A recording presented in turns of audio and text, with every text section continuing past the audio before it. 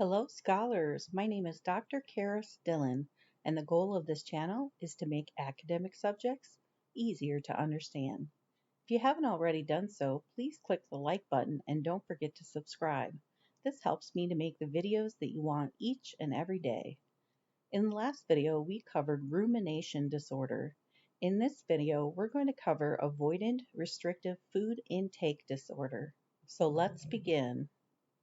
In order to be diagnosed with avoidant restrictive food intake disorder, the individual has to have the following symptoms. A. The person has a lack of interest in eating food because of sensory issues or because they fear the consequences of eating food. The individual fails to meet nutritional requirements to at least one of the following. 1. Significant weight loss. 2. A significant nutritional deficiency. 3. The person has to be fed through oral supplements or enteral feeding. 4. Trouble with relating with others. B. The individual does not lack food in the home and isn't not eating because they cannot afford it. C. The person does not have anorexia nervosa or bulimia nervosa. The person also does not struggle to know their body shape and weight.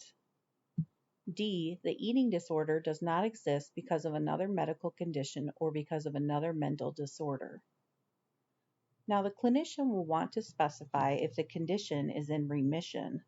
There has to be a significant period of time that has passed to be considered in remission.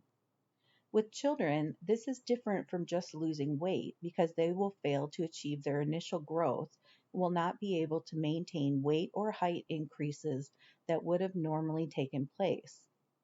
A clinical assessment and judgment of whether it is avoidant restrictive food intake disorder must be made by a professional.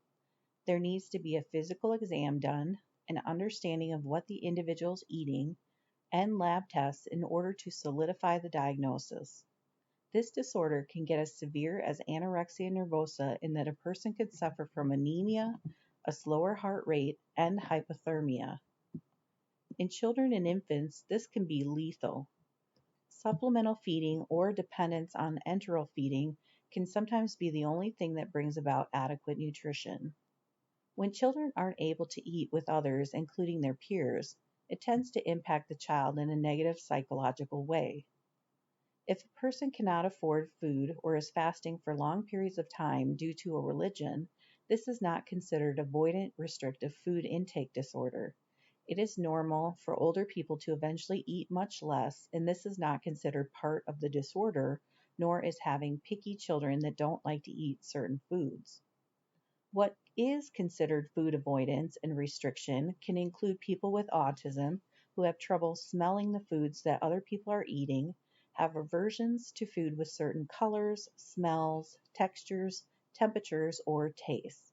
Sometimes individuals will not want to eat certain brands of food. Persons also may have experienced an incident with choking, having a medical procedure involving the throat, or could have vomited food where they now have an aversion to eating that could be considered avoidant restrictive food intake disorder. When infants have avoidant restrictive food intake disorder, they may appear sleepy, agitated when they attempt to be fed, or overall being distressed. They may show defiance, which sometimes can look a bit aggressive. Small children may not indicate being hungry at any point and will not interact with caregivers during feeding time. It is most common for this disorder to appear in infancy or childhood. It is normal for this disorder to follow someone into adulthood. No matter if it's children or an adult with the disorder, meal times seem to be a big area of stress for these individuals. Meal times can impact friends and family, and so these social situations tend to be impacted, and increased stress tends to follow these times.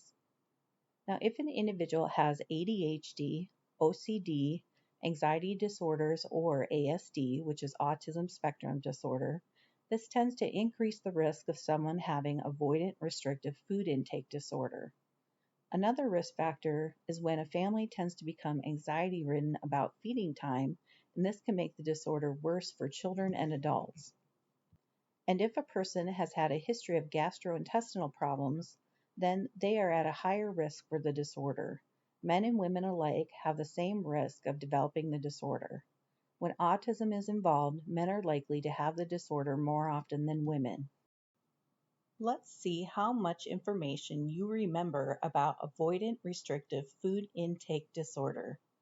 Question 1. True or false?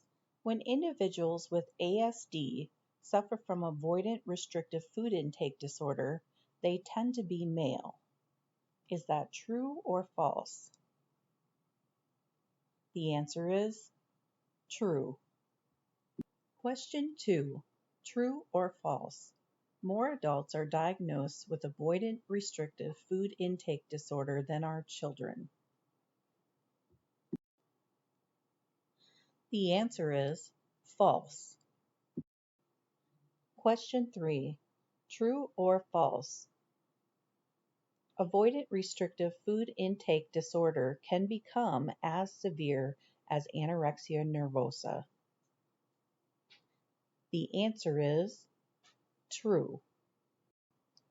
Question number 4. True or false? Parents and caretakers can diagnose their children with avoidant restrictive food intake disorder. Is this true or false? The answer is false. It needs to be diagnosed by a professional with doing a physical exam. Question number 5. If a person cannot afford food and becomes extremely thin, this can be considered avoidant restrictive food intake disorder. Is that true or false? The answer is false. You cannot be diagnosed with this disorder if you cannot afford food and become extremely thin. All right. Well, we have reached the end of the chapter. I would like to know from you if you like the quiz portion of this video. It's not something that I have done in other videos, so I'm very curious to see if you made it that long into the video and if that helped you in any way. I know some of you are just watching this for fun, so if you are, just skip over the quiz unless you really want to take it. But for those of you that are studying for exams, I'm hoping to make that part of each video because I think it would greatly help people to get the main ideas. So let me know in the comments section. That would be great.